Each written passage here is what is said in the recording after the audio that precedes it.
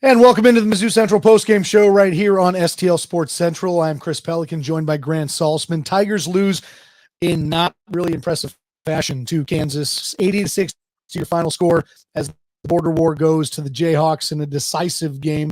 Tigers fall to 8-2 on the season with the loss today. Folks, as always, this is a two-person show, but we would like to have you involved as well. Jump in on the YouTube chat and go ahead and send us your comments, and while you're down there, give us a like and subscribe as well. We greatly appreciate it.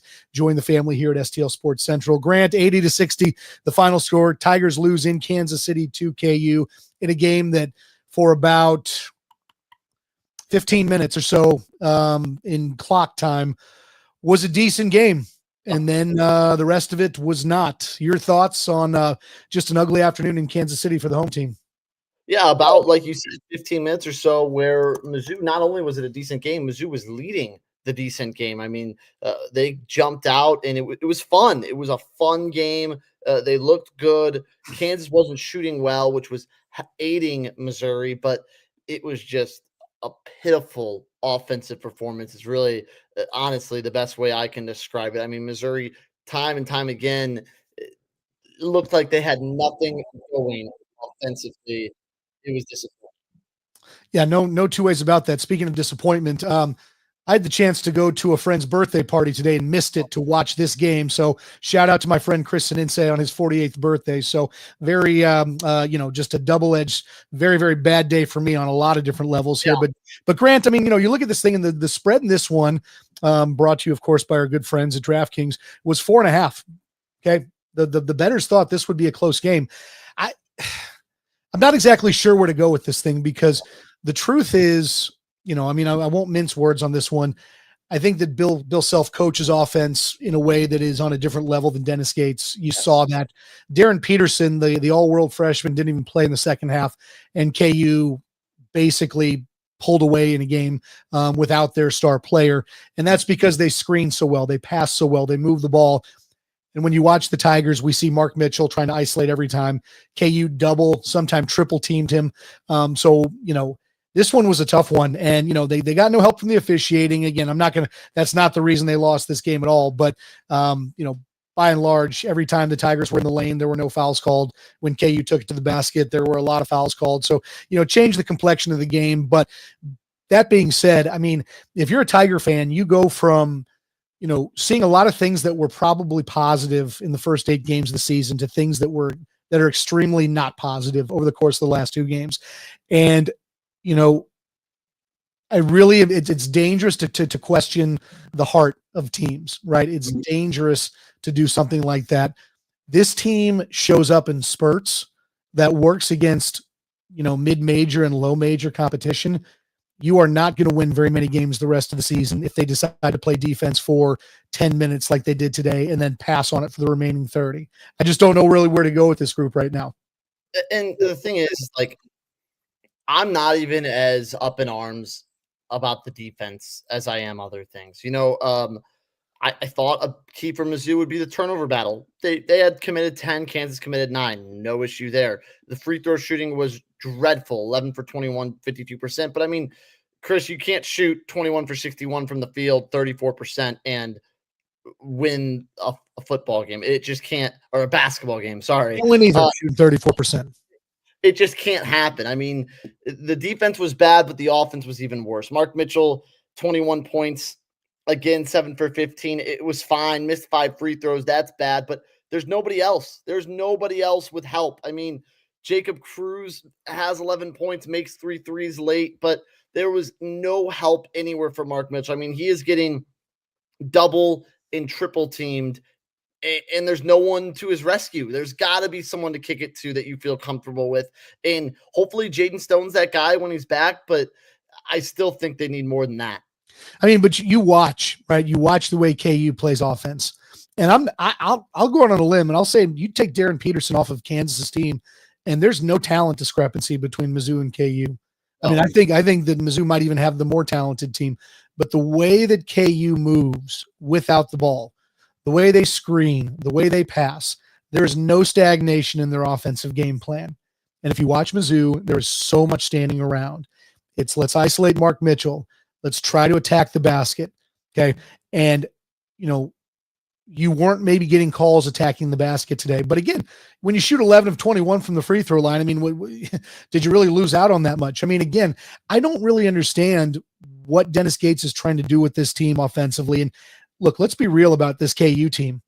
They were picked to finish 6th in the Big 12. Okay. This is not a top 5 national team. And again, this was certainly a home game for KU. I believe they were saying it was about a 90-10 split in the audience.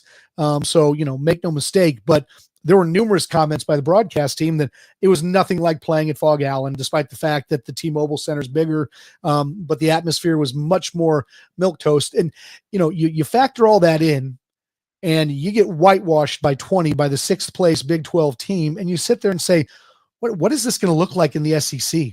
A conference that, by all accounts, is probably on par with the Big 12. Big 12 is a good conference this year.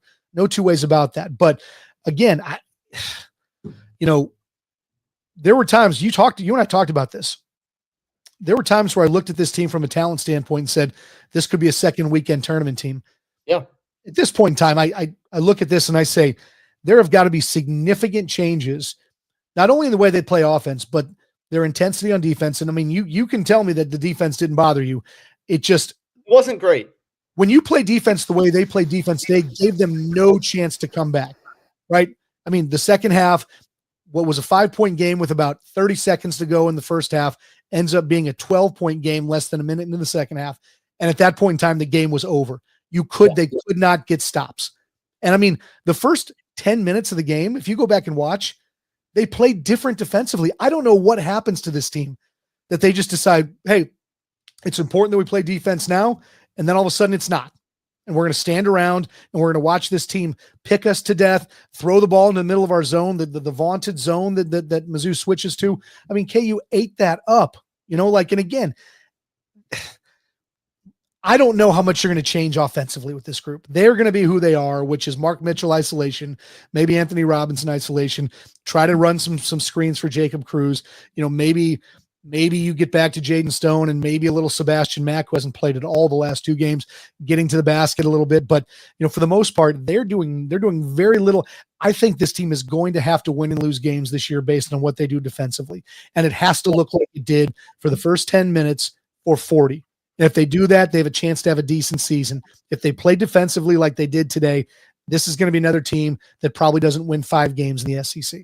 And for me, I think part of it was the post players, the postmen down, the big man, your 3, 4, 5s down low weren't playing good enough defense, which was then either leaving your guards trying to help and then Kansas would kick out, or wide open dunks, layups right in the heart of the defense. That is where it grew frustrating, was the post players weren't great. And I think on top of it, to your point, is I don't question the heart, because Mizzou was still going after balls on the floor, going for loose balls, rebounds. Like, I don't think it was an effort issue. I really don't. I think it was a coaching game plan issue. Like, I didn't see many instances where I thought, oh man, they don't want it. Like, I really think that they were just put in bad situations. And honestly, Dennis Gates has to be better. Like, I want to call out Dennis Gates, because I think this was one of the worst basketball games he's ever coached. Maybe back-to-back 3 halves in a row of awful basketball. Like, if you take out the first 10 minutes, I thought he coached that fine. We have the last 70 minutes has been some of his worst ever at Missouri. If you go last 20 minutes against Notre Dame and then the last 30 minutes of this game, so 50 of the last 60, it's not good enough. There's no offense, there's no sets, there's no plan. It's let's go out and play basketball, which might work next year. It might work next year that you roll the ball out and you have 3 of the best players in the country and they just go hoop, basically, and it might be fine. But this year, what Bill Self is doing is coaching, bringing the sum to be greater than the parts, and that's not what's happening at Missouri. I mean, this was outclassed today, Bill Self and Dennis Gates. I love you, Grant, but I'm going to disagree with you vehemently on the defensive issue and that being a coaching problem. Defense is athleticism and intensity. This team has athleticism in spades. Yeah. There is no reason that they should not be able to fight through screens. There's no reason they should not be able to, man up on guys. And for a team that prides itself on its switching ability, right? I mean, that is Leonard Hamilton basketball 101, right? Switch. They looked lost They looked lost on switches all day long. And again, that is not coaching in my mind. That is, these guys know how to do this. That is them wanting to fight through a screen. That is them wanting to box guys out. That's what that is. I mean, it is, you've got to play, this is the whole, like, bringing a knife to a gunfight. I mean, you have got to be able to get in there for 40 minutes. And, Anthony Robinson, it got to a point with him where I think he just was trying to do things to stir the team up. And the technical foul thing was kind of silly. It seemed like that was yeah, it was a wasted foul. Right. And, but by the same token, I mean, like,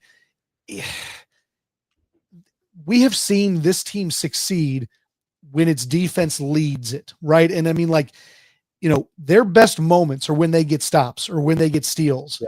And it has to be that way, right? I just do not think that you're going to be able to all of a sudden turn this team into, Tex Winter triangle offense. Like, boy, we move the ball perfectly and we're getting layups, all day long. That's not going to happen with this team. They are who they are. Yeah, 100%. They've got to get transition buckets. They certainly have to shoot better. I mean, like, at the end of the day, I think we will look through the SEC schedule. And if this team is shooting sub 40%, they probably are not going to win a game, no matter how good they play defensively. They have to shoot well. So we agree on that. But again, I'm telling you, like, and I just don't know if Gates is capable of it, because that's not his demeanor.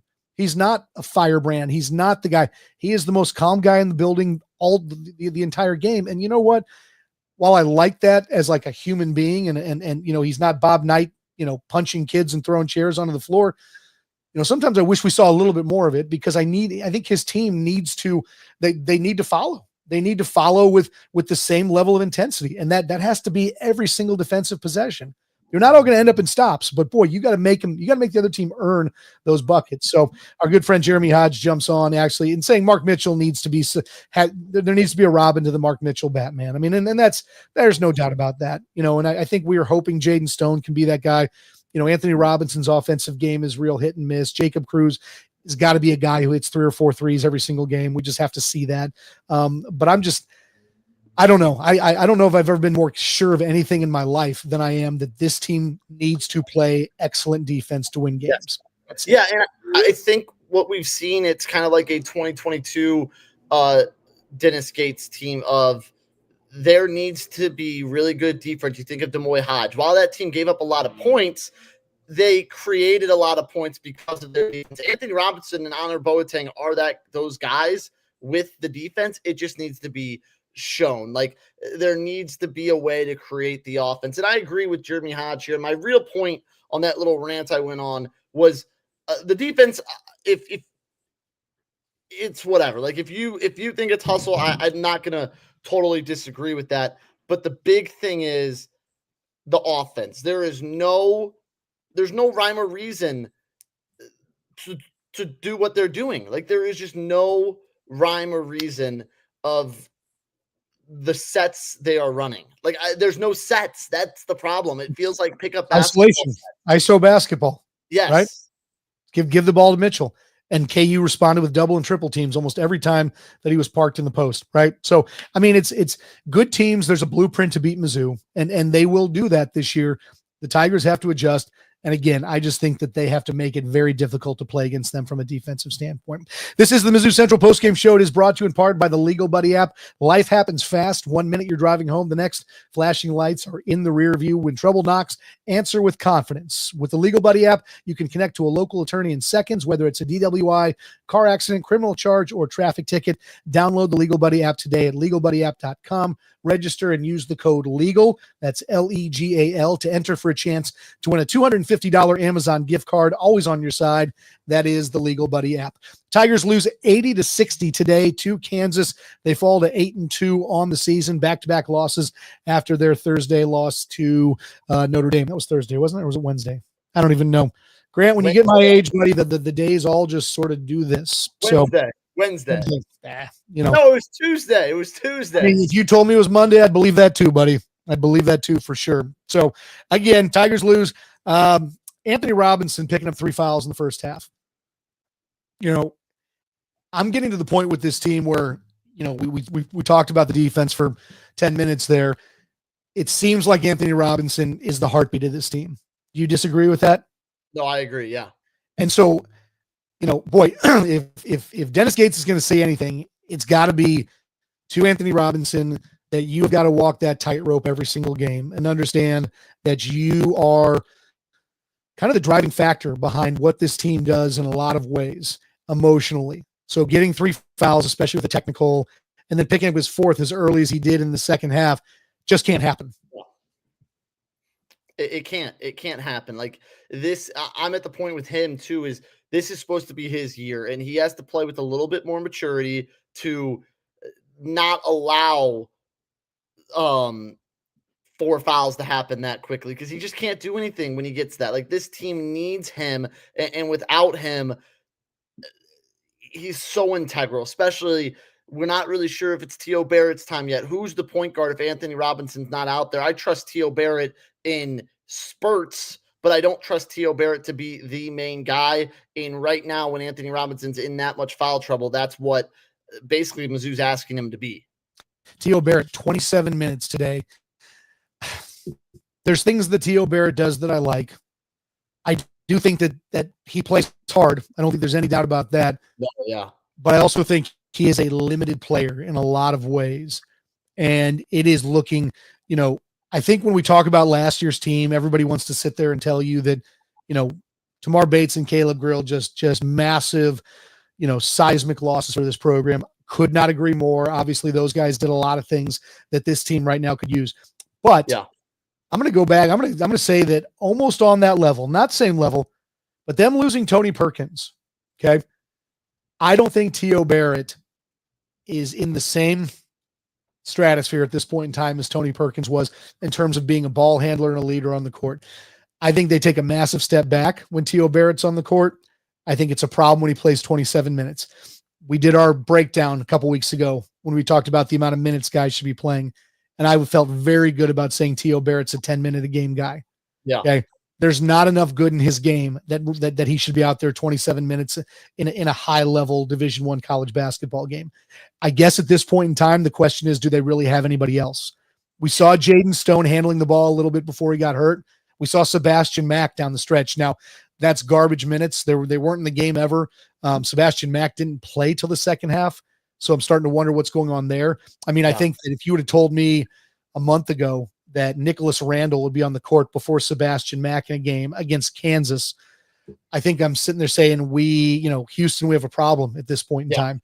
You and I have talked a lot about the rotation of this team. And right now, I am not sure if Dennis Gates has any idea beyond Anthony Robinson being out there as long as his foul trouble holds up, Mark Mitchell being out there.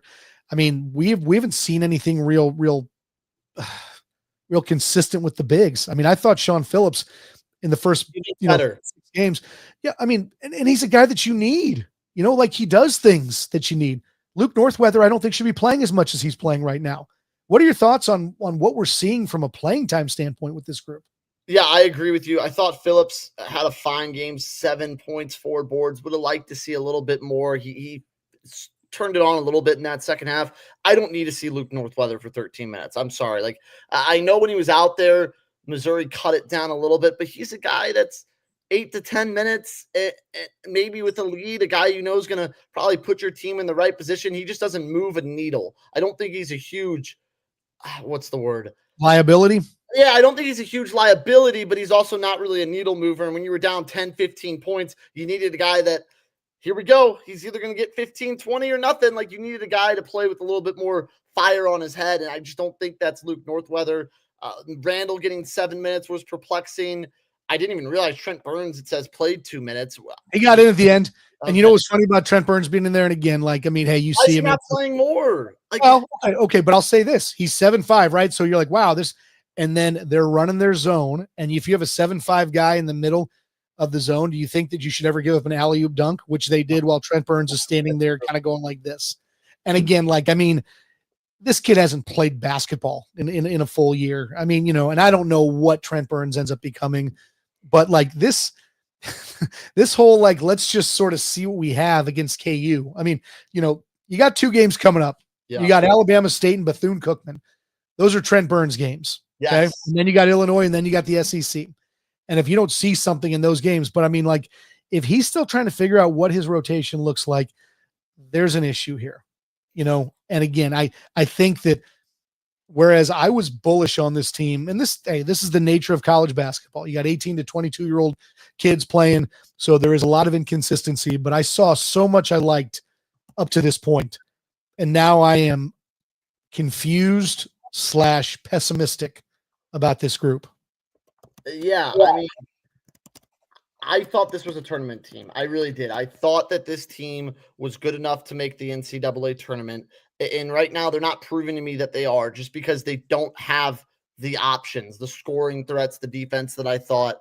I think the biggest frustration right now is, if we're looking at the schedule outwardly, they don't have a win that will be put on the resume. They don't have a bad loss, but they don't have a good win. Like that Notre Dame game, you had to win that basketball game. You had to win that game. You had to win that game because Kansas and Illinois are good. They're good teams. You're probably going to lose to Illinois too, and you'll be 0-3 against your important games in the non-con. You needed to beat Minnesota and Notre Dame, and that's why that Notre Dame game still is just looming so large in the memory bank, because you had that game handled comfortably. And once again, it was a terrible end of the first half and an even worse start to the second half, and that is what Mizzou did against Kansas too.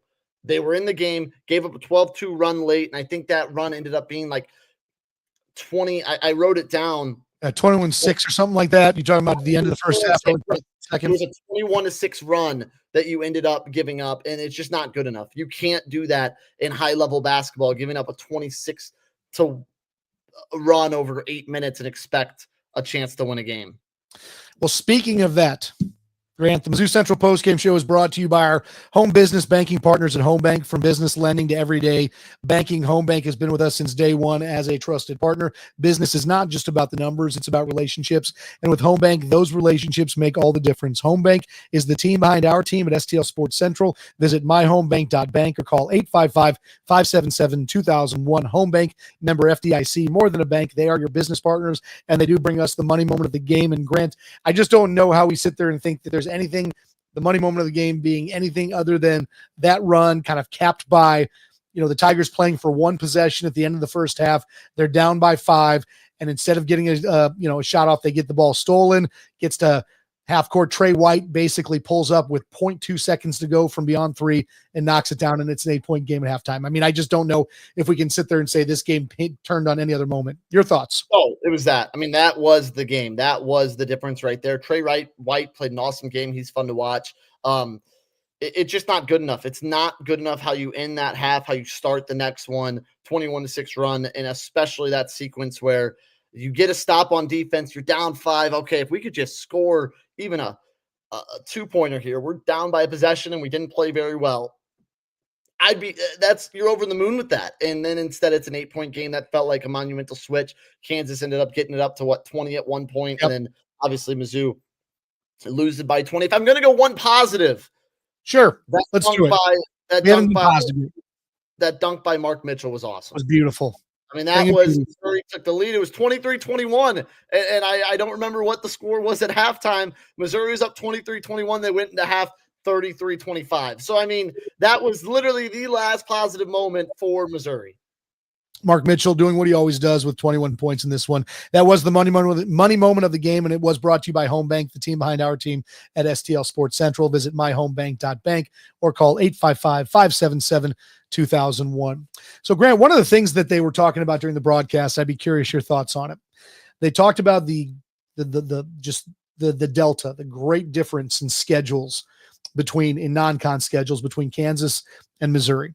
And KU comes into this one 6-3. The Tigers 8-1. The Tigers do have a win against a Power 4 opponent in Minnesota, but then loses the game to Notre Dame. KU's played some very difficult games.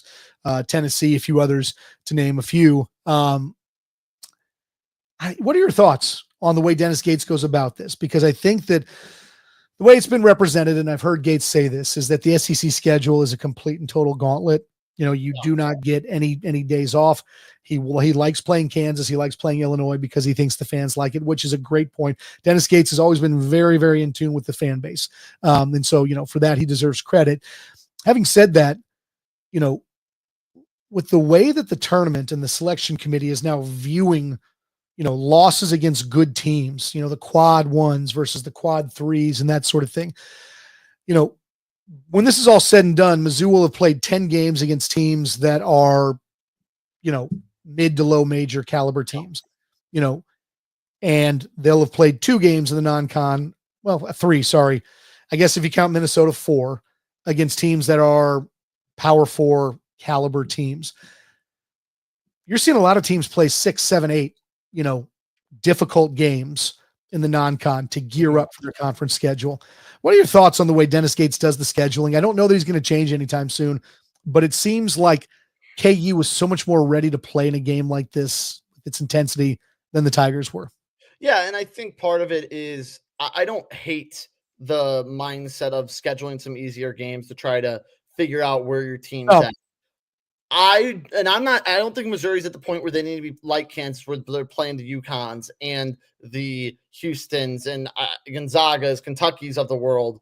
But that doesn't mean you can't play more Notre Dames. I mean, go play SMU, Arizona State. These are just some mid-level, high major teams I can rattle off that you're probably a little bit better than. Like Minnesota was fine, but you were a lot better than them. Why not play some teams that are a little bit better than Minnesota? Teams that you're probably a little bit better than. Like, that is what that frustrates me, that I don't understand, is why not play some teams that are just a little higher caliber? I'm not saying you need to play the Blue Bloods, but I would like to see a couple more mid-majors, high major teams. Are you worried about this team's gumption? I don't know if that's the best word. I don't want to say, I mean, this team, I'm watching this and it's like, we talked about what happened at the end of the first half. And I think that killed this team. They were never in the game in the second half. A team with this age, with this experience, wouldn't you expect there to be a little bit more stick-to-itiveness, a little bit more, we got knocked down, here we come back up? I don't know. I guess I'm getting concerned because the end of the Notre Dame game, I think we saw a lot of the same stuff, a little bit of wilting. I don't know if it's that I'm worried about their gumption. I'm worried about who the leader is, because Tamar Bates was that guy last year, and to a point, Caleb Grill, that no matter what, doesn't matter the situation, they're going to light a fire under what. And look at Tamar Bates last year against Kansas. That's what we need to see from Missouri. Someone come up and light a fire under this team. Couldn't agree more. And Mark Mitchell, I don't know. I mean, he obviously dictates. I mean, he's a great example on the court, right? He does play hard. He's the guy who's going to give you 20 every game for the most part. I mean, he is a great building block for this team. I mean, you mentioned Anthony Robinson as a guy who maybe needs to be that guy, but if he's not staying on the floor, what are we doing at this point in time? Yeah. So I'm waiting to see this team get punched in the jaw and bounce back. And I don't think we've had that moment this year, have we? No, we haven't seen it yet. They got punched in the mouth against Notre Dame. I will say the Notre Dame game, they had a big lead, so I don't know if it was really responding, but they steadied the ship. I would have said that maybe they bounced back if they won the game, but we haven't seen them take a deficit yet and come back. So maybe we'll see it against Illinois. Who knows? I mean, hopefully we don't have to see them respond against any of the other teams on their non-con schedule. He is Grant Salzman. I'm Chris Pelican. This is the Mizzou Central postgame show right here on STL Sports Central. Tigers lose 80-60 to Kansas today. They fall to 8-2 on the year. Folks, now I'm speaking to the good folks of the state of Missouri. Your moment. It is finally here because DraftKings Sportsbook, America's top-rated sportsbook app, is now live in your state. Now you can make every game even more exciting with same-game parlays, money lines, props, and more, all from your phone, all safe, secure, and easy to use. Missouri fans know game day, the tailgates, the noise, the passion. Now with DraftKings Sportsbook, you can bring that same energy to every snap, every touchdown, every win. And right now, new Missouri customers can bet just $5 and get $300 in bonus bets instantly. No waiting, no nonsense, just pure action powered by America's top-rated sportsbook app. Download the DraftKings Sportsbook app and use code STL Sports. New Missouri customers bet $5 and get $300 in bonus bets instantly. That's code STL Sports. The crown is yours in partnership with DraftKings Sportsbook. Grant, we had 6 conference championship games yesterday. Sorry. Got something you got to play. I know that. Yeah, here we go. Gambling problem? Call 1-800-GAMBLER. 21 and over. Physically present in Missouri. Eligibility and restrictions apply. One single use odds boost per customer. Market boosted to plus 100 odds. Max bet $50. Expires at 8:20 p.m. Eastern Time, December 7th. Terms at sportsbook.draftkings.com/promos. Okay, sorry about that. Got to let him get his time in. Yeah, so 6 conference championship games yesterday. I laid a little something on every single one of them. Yeah. Guess how many I got right yesterday? How many? Did you go 6-0? 0. Wow. I'm like, that was like, when Baxter, the dog, pooped in the refrigerator in Anchorman, or ate a whole wheel of cheese. Ron Burgundy said, I'm not even mad. I'm impressed. Like, I was actually impressed that I could go 0-6 in games. It's just impressed. It's hard to be that bad betting, but lo and behold, I've done it. I believe I went 4-2. I lost the 2 night games. Look at you. I thought I felt good about all my picks too. So that goes to show where my barometer is on gambling. So anyway, Tigers lose basketball wise 80-60. From a football standpoint, Grant, at this point in time, we have found out that the Missouri Tigers will be playing in the Tax Slayer Gator Bowl against a yet to be determined ACC opponent. So that thing could be anyone. We can maybe see ACC champion Duke in that, huh?